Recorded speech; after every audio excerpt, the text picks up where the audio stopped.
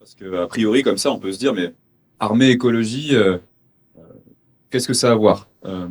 Moi, il y a quelques années, effectivement, je travaillais pour le ministère des Armées, donc j'étais à l'Observatoire Défense et Climat de l'IRIS, et je travaillais pour la Direction générale des relations internationales et stratégiques du ministère des Armées.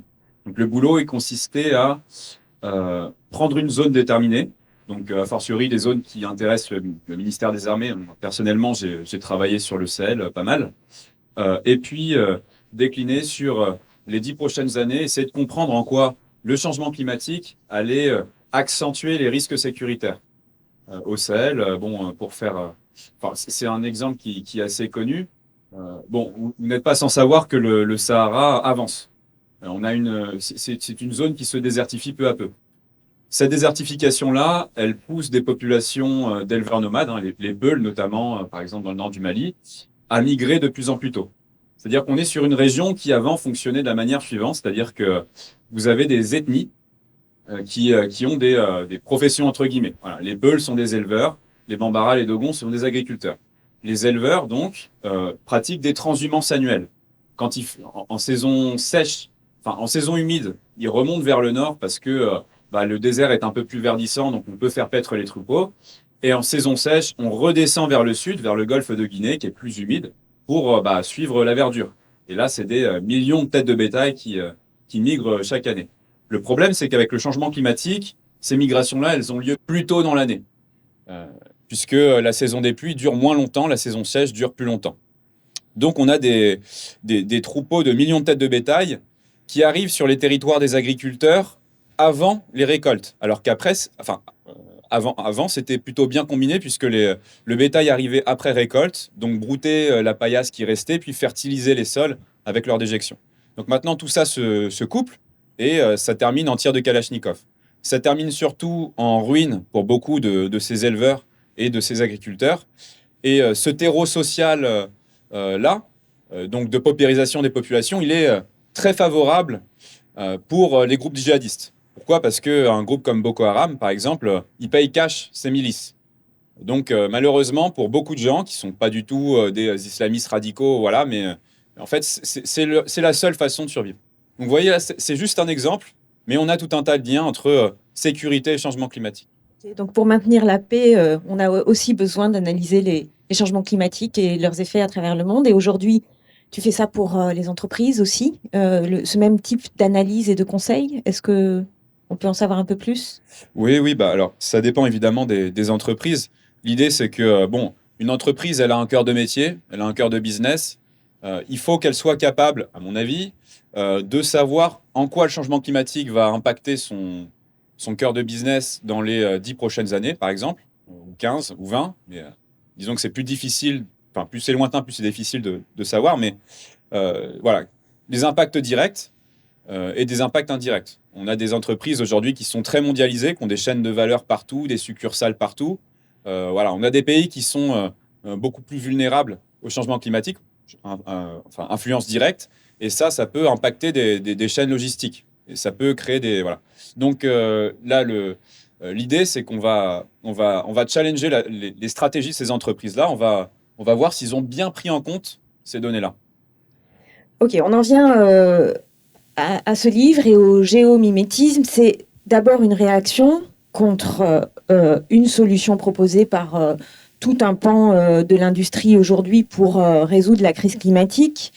C'est une réaction au système de géo-ingénierie, ce livre.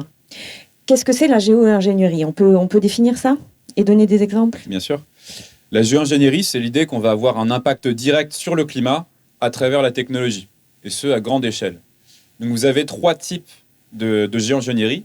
Le premier type, il s'intéresse au cycle de l'eau. Donc c'est le management des pluies. On va faire éclater les nuages. Donc ça, c'est des techniques qui sont maîtrisées depuis assez longtemps, puisque pendant la guerre du Vietnam, par exemple, les Américains ensemençaient déjà les nuages pour faire pleuvoir sur la piste Ho Chi Minh et embourber la logistique Viet Cong. Ça a beaucoup mieux marché d'ailleurs que le napalm, le défoliant, agent orange, etc. Les Chinois maîtrisent ça très bien. Le gouvernement chinois nous dit que d'ici 4 ans, ils seront capables de faire pleuvoir en claquant des doigts sur la moitié du pays, enfin la moitié ouest. Enfin, c'est pas vraiment en claquant des doigts, puisqu'il faut déjà qu'il y ait des nuages. On va tirer ou des roquettes ou faire passer des avions qui vont larguer des microparticules dans les nuages, et ça va faire condenser les gouttes d'eau et donc pleuvoir.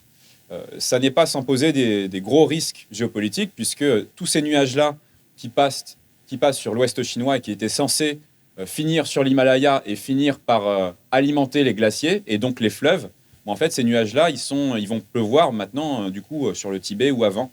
Et or, les fleuves de l'Himalaya n'alimentent pas que la Chine.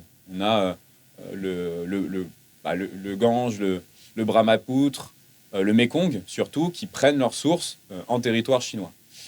Donc, on a déjà des tensions géopolitiques. Voilà, ça, c'est la première grande façon de faire la Est-ce qu'il ingénierie. ça entraîne une pollution aussi, ces nuages qu'on fait éclater ou pas? Non, pas spécialement. D'accord, c'est surtout un risque géopolitique. Oui, ouais. Ok. Et de dérèglement des écosystèmes hydrauliques, en fait. Exactement, puisque voilà, le nuage qui pleut ici, il finit pas sa course où il était censé. Voilà. Et donc, c'est toute une horlogerie du cycle de l'eau qui peut être perturbée. Bon, ça, c'est la première grande famille de géo-ingénierie. La deuxième, c'est ce qu'on appelle le management des rayons solaires. Là, l'idée, c'est qu'on va envoyer dans la haute atmosphère des microparticules, d'autres types, qui vont faire comme des mini-miroirs. Et les rayons du soleil vont venir rebondir dessus et repartir vers l'espace. Et donc, ne pas réchauffer la Terre. Donc ça, c'est les Américains qui travaillent beaucoup là-dessus. C'est le projet SCOPEX d'Harvard, notamment. On en est très, très loin. Le problème de cette solution, c'est que quand vous réduisez l'influx d'énergie solaire qui arrive sur la Terre à un endroit, vous perturbez tout le climat.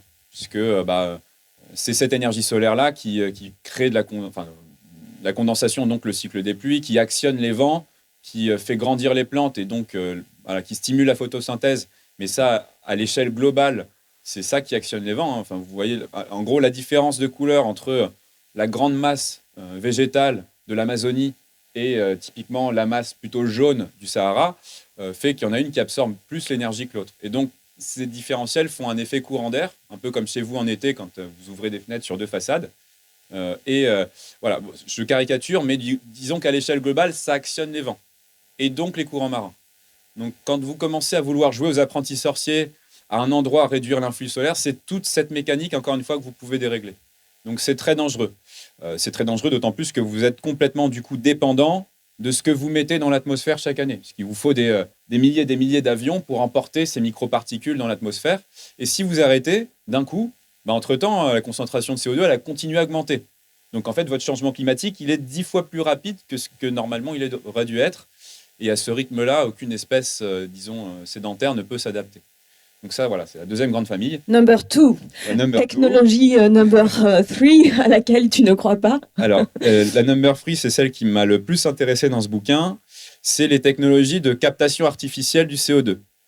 Donc, typiquement, il faut imaginer d'immenses aspirateurs dans lesquels on ferait passer l'air. On filtrerait le CO2 qu'il y a dedans, on le comprime, on le renvoie par l'intermédiaire de grands pipelines dans des couches profondes, des anciennes couches de gaz ou de pétrole. Et on espère que tout ça va se transformer en forme stable du carbone et pas repartir dans l'atmosphère s'il y a un tremblement de terre ou que sais-je. Bref. Donc, on a ce qu'on appelle le Direct Air Carbon Capture, le DAC, donc ces gros aspirateurs-là. On a d'autres pratiques, mais voilà. Disons que ce qui est intéressant avec ce DAC, c'est deux choses. Déjà, sur le plan technique, ça n'aura jamais lieu. Il faut bien comprendre que l'énergie qu'il faut pour filtrer l'air et absorber du carbone d'une manière sensible à l'échelle du climat, c'est colossal. Il faudrait couvrir la planète de ces infrastructures-là. Pour vous donner juste un chiffre, une étude de Nature qui est parue il y a 3 mois qui nous dit que selon la technique la plus économe en énergie, du DAC, il faudrait multiplier par 2 la consommation d'énergie mondiale si on voulait absorber ne serait-ce qu'un quart de nos émissions chaque année par cette technologie-là.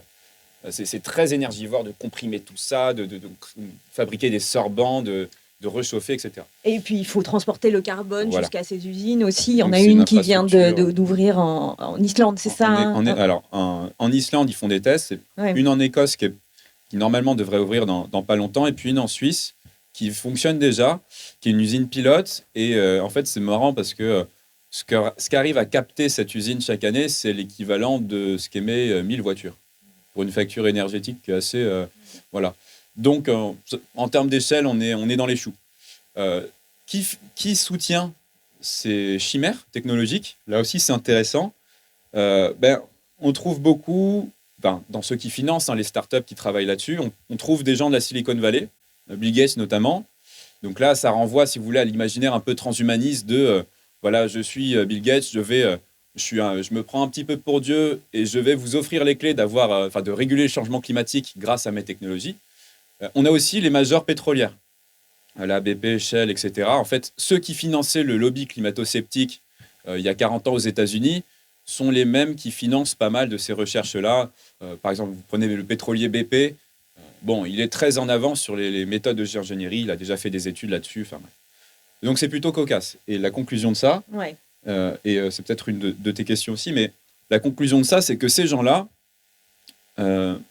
leur but, c'est d'aller voir les politiques et de leur dire les amis, stressez pas trop, la technologie arrive, soyez pas trop pressés de sortir des fossiles. Voilà. Moi, c'est mon opinion, c'est ce qu'il y a de plus logique en voyant ces chaînes-là de lobbying, et c'est ce qui est préoccupant à la veille de la COP26 notamment. D'accord. Bon, on y reviendra sur la COP26, mais c'est finalement un moyen de communiquer pour elle, parce qu'on c'est vrai qu'on en parle beaucoup de ces technologies aujourd'hui quand on parle des solutions pour le climat, en disant on peut continuer le business comme d'habitude, quoi, à dégager beaucoup de CO2 par ailleurs, tout va bien, on vous prépare des technologies qui vont vous sauver. Or, pour toi, la vraie technologie qui va nous sauver, elle était notamment là, dans les forêts. Donc on revient à nos forêts.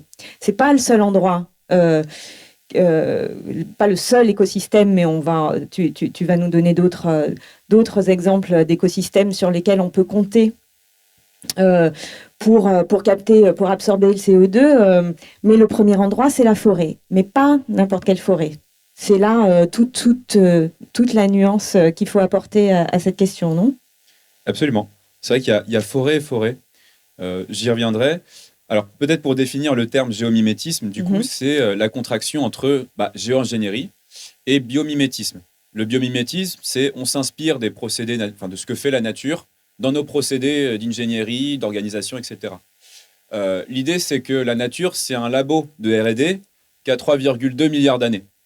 Et notamment sur ce qui nous intéresse, nous, c'est-à-dire la photosynthèse, la capacité qu'ont les plantes à transformer du CO2, de l'eau en matière organique, et donc aussi en forme stable du carbone, qui n'est plus dans l'atmosphère, mais qui sera dans les sols pour des milliers d'années.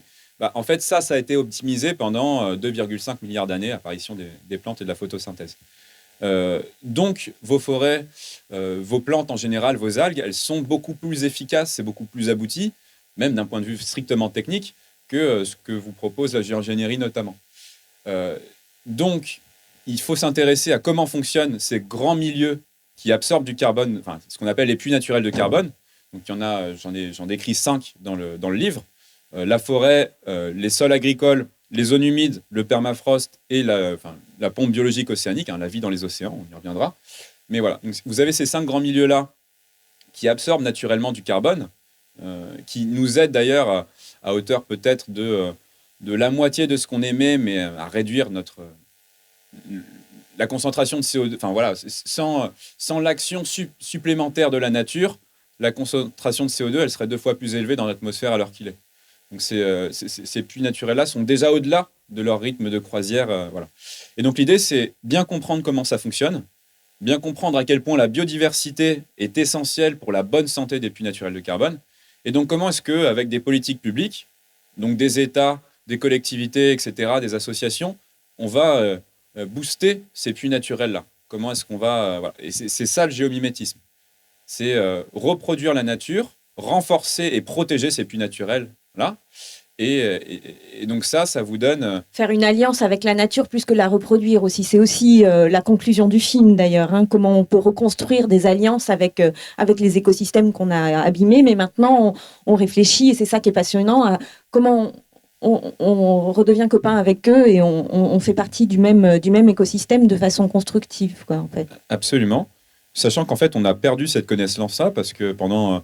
des siècles, des millénaires, on était plutôt copains, dans le sens où on avait des cycles agricoles qui étaient complètement imbriqués.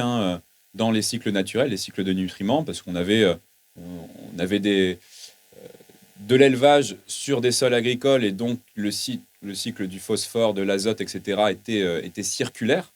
On avait des arbres aussi pour la matière carbonique dans les sols. Donc voilà, pendant des siècles, on a fait ça, puis est arrivée la révolution verte de l'agro-industrie. Et, Verte entre guillemets, voilà. Évidemment. On a perdu cette connaissance-là. Okay. Et tout à l'heure, tu nous disais, voilà, il y a forêt et forêt.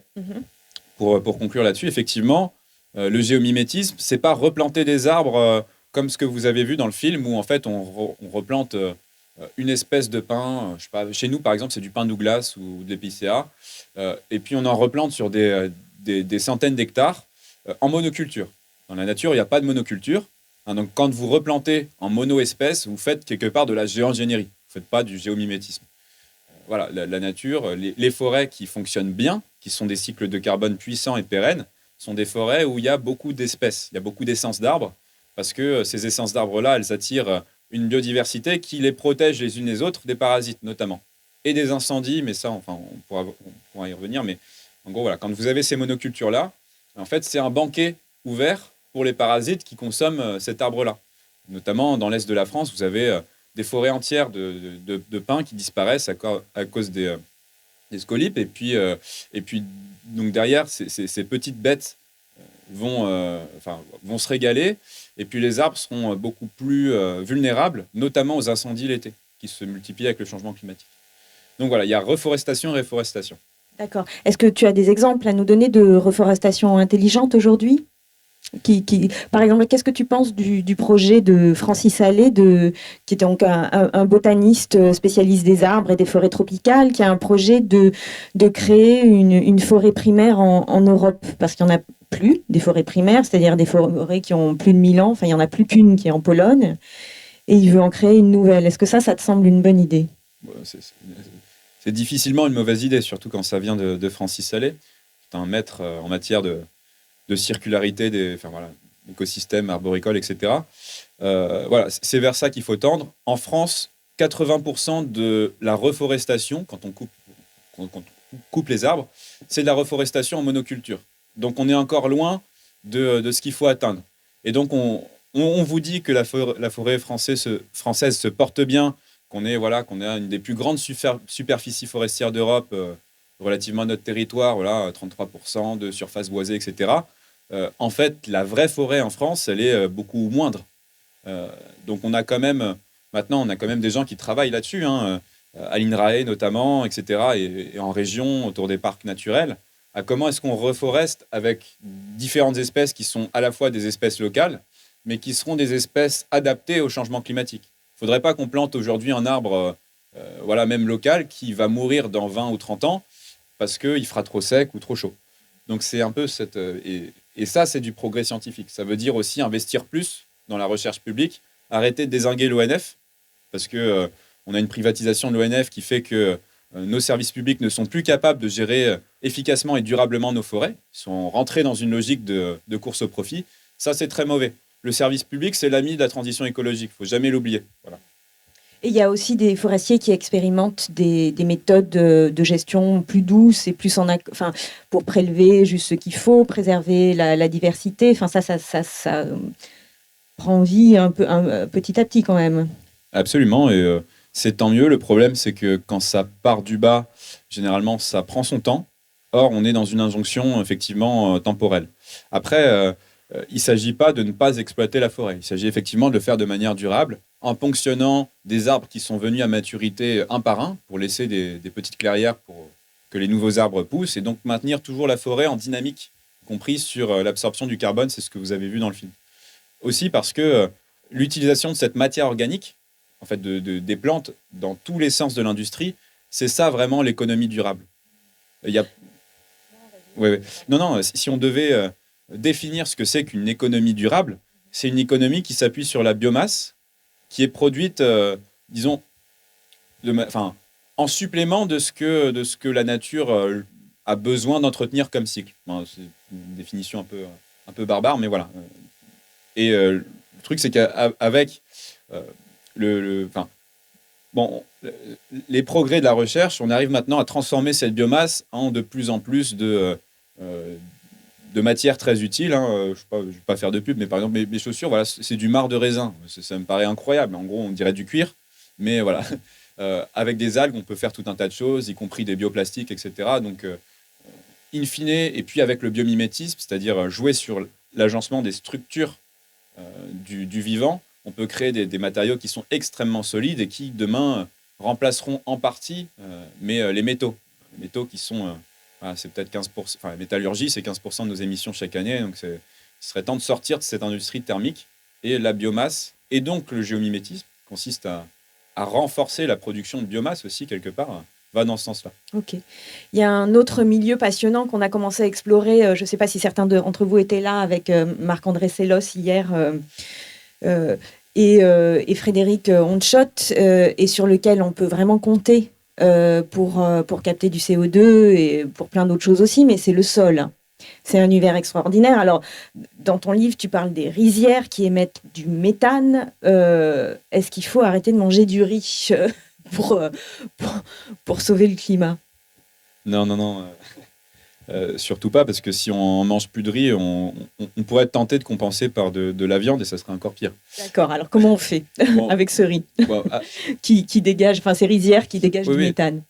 on ne sait pas trop parce qu'on n'est pas trop concerné par ces émissions-là dans nos contrées, hein. On est plutôt, nous, ce qu'on a devant les yeux, c'est plutôt des bovins. On sait que ça émet du méthane, etc.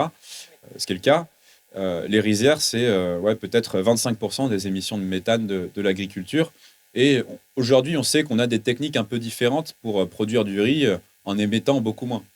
C'est pas grave si on y met un petit peu, on n'a jamais d'omelette sans casser des œufs, mais en gros, en pratiquant ce qu'on appelle le SRI, donc le système de riziculture intensif, qui porte mal son nom parce que ça renvoie à un truc assez industriel, mais en gros, vous plantez avant votre riz de manière plus espacée et vous l'arrosez moins, de manière à ce que les racines du riz aient le temps d'aller plus profond et donc se contentent de ne pas forcément avoir les pieds dans l'eau, mais avoir une humidité plus en profondeur qu'elle sera capable d'aller chercher. Pourquoi? Parce que, en fait, si les rizières émettent autant, c'est parce qu'elles ont, enfin, parce que les pousses de riz ont les pieds dans l'eau et que les plantes qui meurent et qui tombent dans cette eau-là, cette eau, elle stagne, donc elle est pauvre en oxygène. Donc, en fait, ça ne va pas se transformer en CO2, mais en CH4, en méthane. Mais surtout, voilà, il y a alors des pourrissements, etc. Donc, on peut. Alors, ce qui est très compliqué, c'est que l'agriculture, enfin, la riziculture aujourd'hui, c'est quand même, voilà, c'est la céréale principale pour l'humanité. Pour faire bouger, ne serait-ce que culturellement, la façon dont on cultive du riz, faut se lever de bonne heure. Alors que le SRI produit autant, si ce n'est plus, à l'hectare.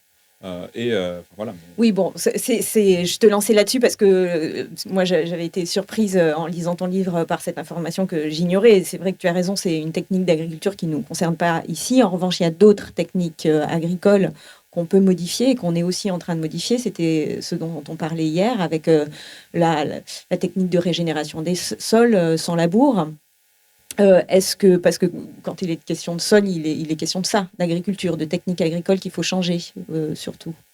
Absolument. Bah, je pense que bon, les gens commencent à comprendre un peu comment fonctionnent les sols, hein, notamment grâce à ces intervenants ou ces documentaires. Mais euh, grosso modo, quand vous labourez ou quand vous introduisez des engrais azotés, vous, enfin, Des engrais artificiels, c'est ça, oui, c'est oui. ça. Donc, vous exposez tout ce que toute la matière organique qui a été accumulée dans le sol à travers les végétaux morts, vous l'exposez à l'air. Donc ça s'oxyde en fait, ça se transforme en CO2. Mais quand vous ajoutez des engrais azotés, on fait on minéralise la surface du sol. En gros, vos plantes, plutôt que de s'enquiquiner, aller chercher profond les nutriments, elles vont avoir de l'engrais en surface, elles vont se dire bah chouette, je ne vais pas développer mes racines, je n'ai pas besoin de fournir cet effort-là, voilà, je vais rester en surface. Et du coup, en fait, leurs racines n'aèrent plus en profondeur le sol, donc les micro-organismes meurent, enfin s'asphyxient, l'eau ne rentre plus, ça donne les inondations qu'on connaît malheureusement aussi accrues par le changement climatique.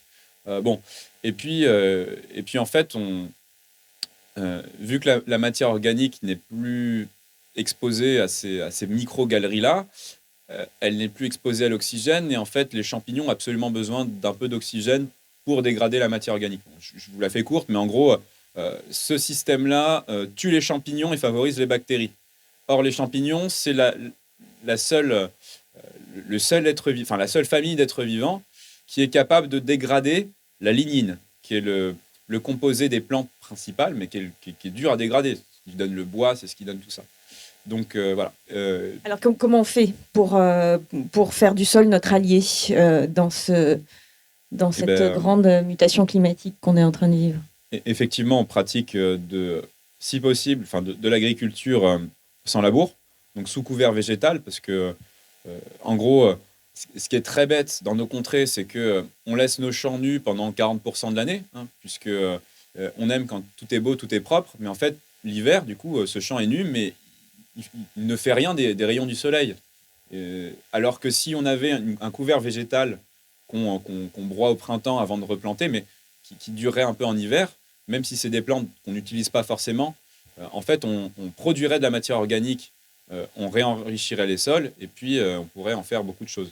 Donc voilà, c'est évidemment se passer des pesticides et des fongicides, pour les raisons que je vous ai dit, c'est que la microfaune des sols, c'est notre allié dans le changement climatique, puisque voilà, cette matière organique qui est produite par les plantes et qui tombe dans le sol, elle est mangée, elle est transformée par tous ces petits animaux, y compris les vers de terre, qui les emmènent en profondeur et les transforment en d'autres substances, en glomaline notamment, qui est un produit des champignons. Mais en gros, c'est des formes stables du carbone.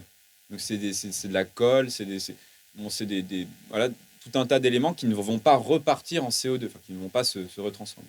Et donc voilà, le grand chiffre, c'est que aujourd'hui, la déforestation et la dégradation des forêts, c'est à peu près 20% de nos émissions chaque année. L'agriculture, c'est 10%. J'ai retiré ce qui tenait de ce qu'on déforeste à cause de l'élevage. Mais en gros, voilà, toutes les autres pratiques agricoles, c'est 10% de nos émissions.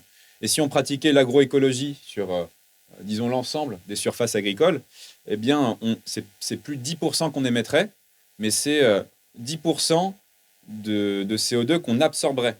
Donc un gap de 20% chaque année. Donc c'est colossal. Et pour les forêts, pareil, on a l'Université Polytechnique de Zurich qui a développé une méthode avec des images satellites qui nous dit qu'on pourrait replanter des arbres sur un tiers de la surface forestière du monde.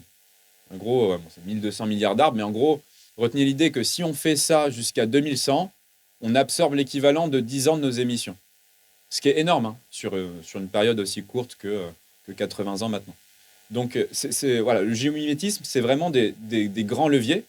C'est pas les leviers. Enfin, je veux dire, il faut pas oublier que 70% de nos émissions chaque année, c'est brûler du charbon, du pétrole et du gaz. Hein. 70%, c'est les énergies fossiles. Mais on a ces 30 autres pourcents qui sont du changement d'affectation des sols qu'on peut totalement inverser. Alors, il y a d'autres milieux que tu as explorés dans ton livre. Je ne suis pas sûre qu'on ait l'occasion de tous les développer, mais je voudrais qu'on parle du permafrost parce qu'il en était question dans le film. Donc, cette partie qui reste gelée en permanence autour du pôle, qui joue un rôle majeur dans le climat. Et qui peut être aussi, en tout cas, il y a des expériences qui commencent, qui émergent depuis un certain nombre d'années dans ce sens, qui peuvent aussi être des alliés avec lesquels on fait des choses assez extraordinaires parce qu'on on recrée des paysages du Pléistocène. Mais d'abord, quel est le rôle du permafrost? Le permafrost, effectivement, il en était question dans le film. Le permafrost, c'est les terres gelées de l'hémisphère nord, donc c'est 60% du territoire de la Russie et du Canada, par exemple. En gros, c'est de la végétation et du coup de la terre qui a été accumulée, disons, entre la dernière glaciation et aujourd'hui, qui est congelée et qui, malheureusement, sous l'effet du changement climatique, est en train de dégeler. Et donc, quand ça dégèle, vous avez tout un tas de bactéries qui se réveillent et qui vont recommencer à manger cette matière organique-là, et à la retransformer en CO2 ou en méthane. Et donc, c'est ce qu'on appelle une boucle de rétroaction positive pour le climat, ce qui est très négatif pour nous, mais bref. Et donc, alors, les scientifiques nous disent que ce permafrost fond malheureusement avec 90 ans d'avance sur ce qu'on avait anticipé. Et le grand chiffre, en gros, c'est que d'ici 2100, on pourrait avoir fait fondre, entre guillemets, peut-être 30% du permafrost. Et que ça représenterait en plus dans l'atmosphère l'émission, enfin, voilà, l'équivalent d'une quinzaine d'années de nos émissions à l'heure qu'il est. Donc, Alors, pardon. Mais on peut faire quelque chose pour le maintenir alors, sous forme de permafrost, c'est-à-dire gelé tout le temps. Alors, alors c'est compliqué parce que il y a une grosse inertie. Hein, enfin, je veux dire, peut-être qu'on n'arrivera pas à sauver le permafrost. Peut-être que tout s'emballe trop vite, mais en tout cas, on ne va pas se priver d'essayer. Effectivement, on a des pistes aujourd'hui de chercheurs qui tentent de remédier, enfin de protéger le permafrost de la fonte grâce à la nature. Et c'est notamment ce que fait Sergueï Zimov en Sibérie, qui est un universitaire russe et qui, au sein de son Pléistocène Park, a développé, enfin, est en train de montrer comment les grands animaux protègent le permafrost. Comment ça se passe, en gros, bon, le nord de la Russie, là où il y a le permafrost le plus, enfin, qui nous intéresse, c'est ce qu'on appelle de la toundra. C'est des grandes steppes herbeuses. Et en fait, ces steppes-là, pendant le Pléistocène, hébergeaient énormément d'animaux. Une biomasse dont on n'a pas conscience aujourd'hui, mais entre les troupeaux de rennes, de bisons, les mammouths, c'était du 7 tonnes d'animal à l'hectare. Hein. C'est énorme. Et en fait, tous ces animaux-là, l'hiver, il faut qu'ils continuent à se nourrir. Donc il y a une couche de neige sur la toundra, mais eux doivent absolument gratter la neige pour continuer à trouver le lichen, les herbes, etc. Donc en grattant la neige, en fait, ils enlèvent la couverture, la petite couverture du permafrost. La neige, c'est un isolant, c'est plein d'air. Donc en fait, la neige, elle protège le permafrost quelque part du froid sibérien à moins 45 degrés. Mais nous, justement, on aimerait bien que le sol soit exposé directement à ce froid-là, comme il était quand les animaux grattaient la neige. Parce que quand sur une saison, il est exposé au froid, eh bien en fait, le permafrost, sur 2 mètres, il perd quelques degrés, 3 ou 4. Ça paraît pas énorme, mais sur des masses aussi considérables, c'est une inertie thermique qui permet au permafrost de mieux tenir au printemps et à l'été. Et donc l'idée, c'est que si on réintroduisait d'immenses troupeaux de rennes, de yaks, de bisons. Le mammouth, on n'a pas encore trouvé la solution. Et oui, mais il le faudrait, parce que le mammouth avait un rôle essentiel. C'est que c'est l'animal qui abattait les arbres, en fait, puisque se nourrissait aussi beaucoup de branchages. En fait, le mammouth faisait tomber les arbres et donc transformait des surfaces de taïga, c'est ces forêts boréales que vous avez vues, en espaces de toundra, de steppe. Et ensuite, les plus petits animaux venaient derrière et puis mangeaient les jeunes arbres et puis les empêchaient de repousser. Mais du coup, voilà, il faut. Bon, je ne rentre pas dans la technique, mais la taïga, donc les arbres, les forêts boréales, sont plus sombres. Les sapins, c'est sombre. Hein. C'est plus sombre que la toundra, qui sont des herbes plutôt claires. Et puisque c'est plus sombre, ça absorbe plus d'énergie solaire. Donc en gros, pour le climat, vaut mieux avoir de plus grandes surfaces de toundra et de moins grandes surfaces de taïga. Bref, c'est de la technique, je ne rentre pas là-dedans, mais en gros, le mammouth transformait de la taïga en toundra. C'était très bien. Donc voilà. Et donc, ce que dit Zimov, c'est que donc il fait des tests, hein, en réintroduisant ces troupeaux de manière massive, on pourrait protéger un peu mieux le permafrost. Peut-être pas le sauver, hein, faut pas non plus se faire d'illusions, mais au moins limiter les dégâts. Oui, il y a un superbe documentaire sur Arte sur ce sujet. Je vous invite à le voir parce que c'est un personnage extraordinaire. J'ai oublié son nom, mais Sergueï Zimov, voilà. Et c'est l'hypothèse Zimov. Voilà.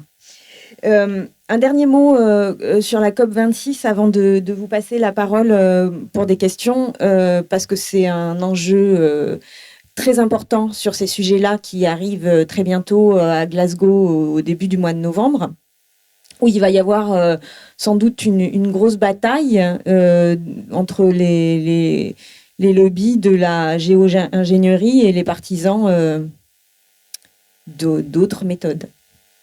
Est-ce que c'est bien ça ? Oui, absolument. Moi, c'est ce qui m'a motivé à sortir ce bouquin. C'est-à-dire que, en gros, la COP26, c'est la COP la plus importante depuis la COP21 qui a eu lieu à Paris en 2015. En gros, pendant la COP21, on disait aux États, proposez-nous des pistes pour faire en sorte que le changement climatique soit limité à 2 degrés.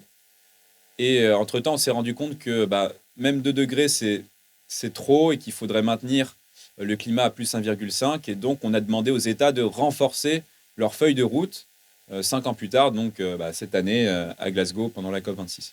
Donc c'est des grosses COP. Bon, c'est plus compliqué que ça parce qu'en fait, entre-temps, on s'est rendu compte que, de 1, on n'avait que 17 pays sur 196 qui respectaient ce qu'ils ont dit à l'accord de Paris, COP21. Tous les autres, ils sont en dehors de leur clou, ils sont pas assez actifs, pas assez coercitifs. C'est la première chose.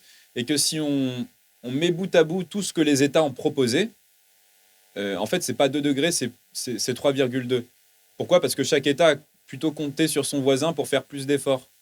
Donc, donc là, en fait, voilà, la COP26, ça va être l'occasion de remettre un coup de cravache sur tout ça et d'essayer de faire en sorte que tout ce petit monde se réveille. Et donc, effectivement, ça va être le lieu d'une bataille intense entre les lobbies de la géo-ingénierie qui, devant ce désarroi, devant cette inaction publique vis-à-vis du changement climatique, fait miroiter des solutions technologiques qui n'arriveront pas, mais ça peut, le décideur public qui n'a pas vraiment envie de bouger parce que, il est peut-être lui-même un petit peu corrompu par les majors des fossiles, peut se laisser berner par ce truc-là. Il peut instrumentaliser, regardez, on a des scientifiques très sérieux qui nous montrent que dans quelques années, on aura ci, donc bref.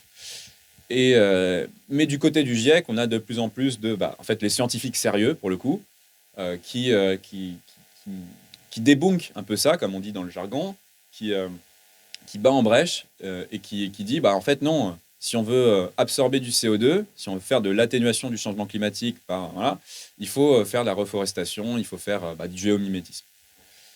Ok, alors promis, on sera très attentif aux sirènes de la géo-ingénierie, on n'y croira plus maintenant. Voilà. Est-ce qu'il y a des questions ? Bonjour et merci d'abord. J'avais une petite question. En tant que responsable développement durable, on est en entreprise en train d'essayer de savoir qu'est-ce qu'on peut faire au niveau de la biodiversité. Et on a plein d'acteurs en face de nous, les écotrices, les Reforest Action, etc. On ne sait jamais, on ne sait pas lesquels choisir. On ne sait pas s'il faut mieux planter en France, planter dans d'autres pays. On ne sait pas si on doit suivre aveuglément ce qu'on nous dit. Comment on peut faire la différence ? Est-ce que vous pouvez nous guider un peu dans ces démarches ? Alors oui, c'est mon boulot, mais disons, la grande règle à avoir en tête, c'est si l'entreprise en question veut vraiment être vertueuse et pas faire semblant, parce qu'on a beaucoup qui veulent juste annoncer des choses et faire ce qu'on appelle de la compensation d'émissions. En gros, je continue mon petit business as usual, et puis je finance des projets de reforestation en Afrique, et puis tout ça s'équilibre sur le papier, et puis tout le monde est content. Bon, bref. Donc ça, c'est de la foutaise. Ceux qui veulent faire les choses sérieusement, de une, elles se concentrent sur décarboner leur cœur de business. C'est très important. Et de deux, parce qu'il faut effectivement faire des actions support pour la biodiversité. Si on peut donner un chèque pour reforester et tout, c'est très bien. Vaut mieux travailler main dans la main avec des acteurs qu'on peut suivre. Donc le plus près de soi, le mieux c'est. Ça c'est sûr. Et puis, transparence de ces acteurs-là, effectivement, qui ait des possibilités de suivi et qui ait un vrai engagement de l'entreprise pour suivre ça. Et y compris faire pression sur ces acteurs-là. Parce que si on les laisse trop tranquilles, en fait, vous vous retrouvez avec des situations comme ce qui se passe dans le sud de l'Europe ou, par exemple, au Portugal. Il y a beaucoup de boîtes de compensation carbone qui reforestent, qui plantent des hectares et des hectares d'eucalyptus ou de pin au Portugal, donc qui vendent des quotas carbone aux entreprises, business juteux, et puis en fait ces forêts-là, l'été elles crament, parce que c'est de la monoculture, on est en Europe du Sud et on n'a pas les services publics pour les canadaires pour éteindre ça. Donc en fait tout le carbone repart dans l'atmosphère. Donc voilà, on pourra en discuter si vous voulez après en off. Mais les acteurs au plus près de chez soi, c'est déjà un premier très bon conseil, quoi, aussi. Ouais. Oui, on vous écoute, monsieur. Bonsoir. 3 petites questions peut-être un peu provocatrices. Je m'en excuse par avance. Je voulais savoir quel type d'entreprise vous conseillez actuellement. Éventuellement, est-ce qu'il y a des ministères qui seraient concernés ? Ça, c'est la première question. La deuxième, est-ce que vous êtes invité à la COP21, à la COP26 ? Ce que j'espère. Et la troisième, je l'ai oublié, donc c'est pas grave. Bon, ça va. On a connu pire comme provocation. Euh, alors, bon, peut-être vous livrez. Bon, alors, sur la dernière question, non, enfin, je n'ai pas été invité à la COP26 et puis moi-même, j'ai pas vraiment fait les démarches parce que j'étais pris dans d'autres projets. Enfin bref, ainsi va la vie. Et puis le Covid fait que, en fait, il y a beaucoup moins de gens invités en présentiel et que les COP, c'est intéressant justement pour le présentiel et pour ce qui se fait dans les couloirs, plus que pour ce qui se fait dans les. Bref. Sur votre première question, alors moi, je travaille plus pour le ministère des Armées, ni pour un autre ministère dans le cadre de mon petit cabinet de conseil avec mes collègues. Alors, Qui s'appelle Égrégore. qui s'appelle Égrégore, et en fait qu'on a fondé avec deux amis de l'Institut Rousseau, qui est un think tank de politique publique que j'ai cofondé et qui est présidé par l'économiste Gaël Giraud, que peut-être certains connaissent et qui a préfacé mon bouquin. Oui. Donc, par ce biais-là, on fait du travail de penser concrètement la reconstruction écologique pour les États, donc des propositions concrètes. On a beaucoup d'économistes, donc plutôt hétérodoxes, parce que, bref. Donc voilà, ce que je peux vous raconter un peu sur mon expérience au ministère des Armées, c'est que il y a de plus en plus d'officiers, mais ça vaut pour les autres ministères, hein, qui sont assez conscients des enjeux. Effectivement, on n'a pas forcément le temps, quand on est officier ou quand on est haut fonctionnaire, de creuser. Enfin, certains ont du temps, mais de creuser ça comme on aimerait. Et donc, on en a conscience, mais pour ce qui est de passer à l'action, c'est un peu plus compliqué. Et c'est d'autant plus compliqué que on a des injonctions de restrictions budgétaires. C'est-à-dire que, moi, quand j'allais présenter mes rapports à Ballard, enfin, au ministère des Armées, en fait, on avait des officiers qui avaient très bien compris le truc, océan Pacifique, etc., influence des courants marins, bref. Et puis, on avait des gens un peu plus, plutôt des gens dans l'état-major et tout, qui nous disent, ouais, ok, moi, il faut que je construise un dépôt de munitions en Mauritanie. Est-ce que les conditions de stockage des munitions sont toujours optimales dans 30 ans? Et on se regarde, on fait, ouais, en fait, c'est pas notre boulot, ça, c'est pas, voilà. Bref, tout ça pour dire que, malheureusement, les rapports qu'on faisait n'étaient pas lus partout, étaient lus par in fine très peu de gens dans le ministère, mais que ces gens-là sont peut-être dans le guidon. Et comme dans les autres ministères, pourquoi? Parce qu'en fait, ils doivent gérer la rigueur budgétaire.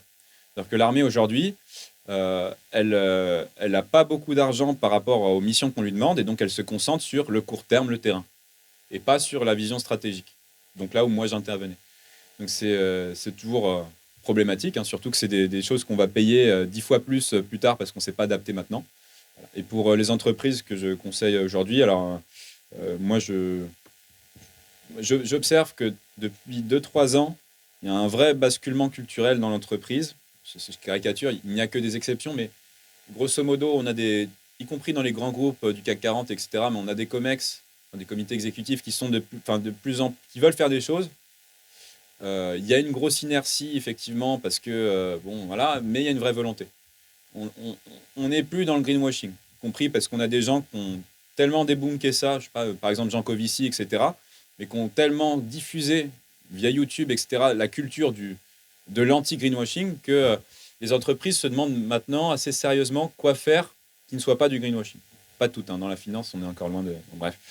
Et donc moi, je ne vais pas citer mes clients parce que je n'ai pas le droit, mais dans mon passé, avant Égrégore, j'ai accompagné des entreprises comme Ubisoft ou Vinci ou de plus petites, des sujets très divers, mais en tant qu'expert. Donc moi, mon boulot, c'était de voir ce qui, sur les 10 prochaines années, voilà, quelle grande voie pour l'adaptation au changement climatique, pour la décarbonation, par exemple des matériaux de construction pour Vinci, etc.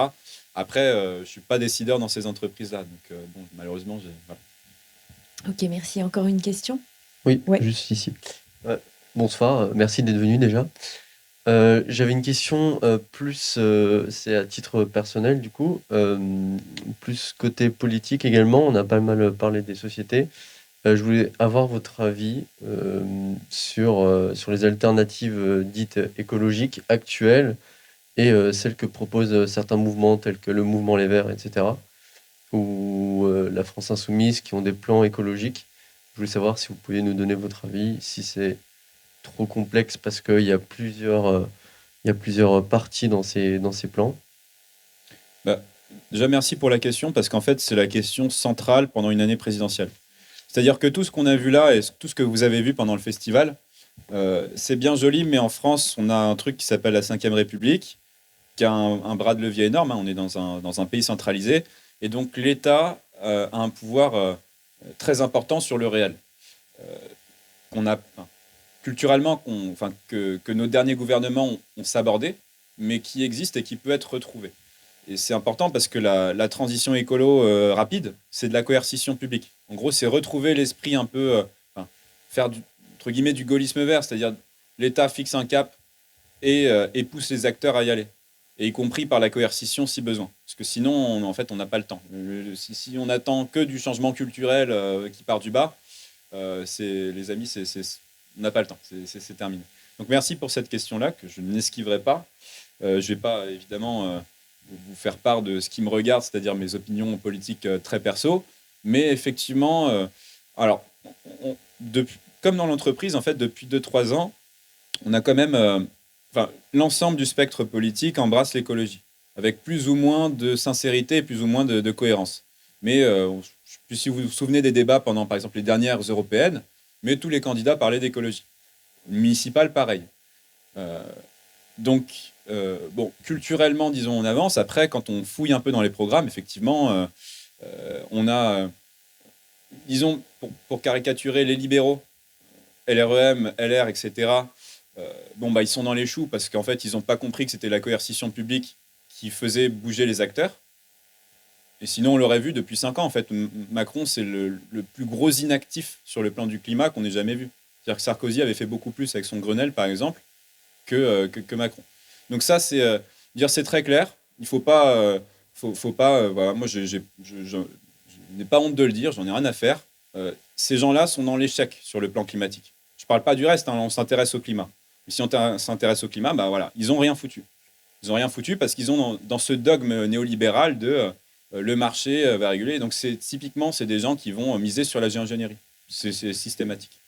Donc il faut, à mon avis, regarder du côté de ceux qui proposent un retour de l'État, au sens français, de planification à la française, pas un truc soviétique. Voilà, il ne s'agit pas de se caricaturer. L'extrême droite, en fait, essaye de parler d'écologie depuis quelques temps, mais à travers des concepts comme le localisme, etc.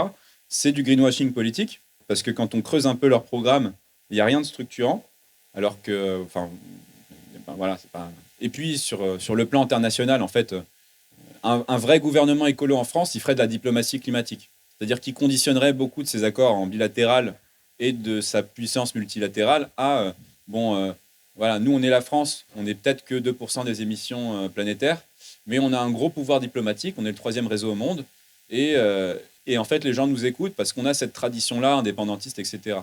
Donc, voilà, le vrai gouvernement écolo, il utiliserait ça à fond pour accélérer, tant au niveau des COP que du commerce mondial, de l'OMC, etc. Le FN, aucune trace de ça. Zemmour, je sais pas, vous l'avez écouté sur l'écologie. Essayez de dire des trucs sur l'écologie, plutôt. Donc, en fait, défendre le nucléaire, parce que pour lui, ça se résume à ça. C'est un peu triste. Du côté des écolos et de la gauche, il y a déjà... sur cette question-là, c'est évidemment plus consistant. Après, les écolos, en tout cas, n'ont pas le monopole de l'écologie, ça c'est sûr. C'est un peu le problème avec les médias, c'est que vu qu'il faut qu'ils fassent rentrer tout le monde dans une case et que les interviews durent 2 minutes, paf, le label écolo, c'est ELV. Mais est-ce que ELV est le plus conséquent sur, typiquement, son rapport à l'État, sa capacité à débloquer des fonds, parce que je parlais de mon expérience au ministère des Armées, mais si le ministère avait plus de budget, peut-être qu'il serait aussi plus en capacité de s'adapter, et ça vaut évidemment pour les autres ministères. Nous, on sait comment financer. Avec Gaël Giraud, on en a fait des propositions pour faire péter le verrou de Bercy, pour utiliser l'arme monétaire, la BCE, etc., pour financer des vraies politiques publiques de transition. Ça nécessite un peu de courage politique et un peu du sens de l'État, quoi.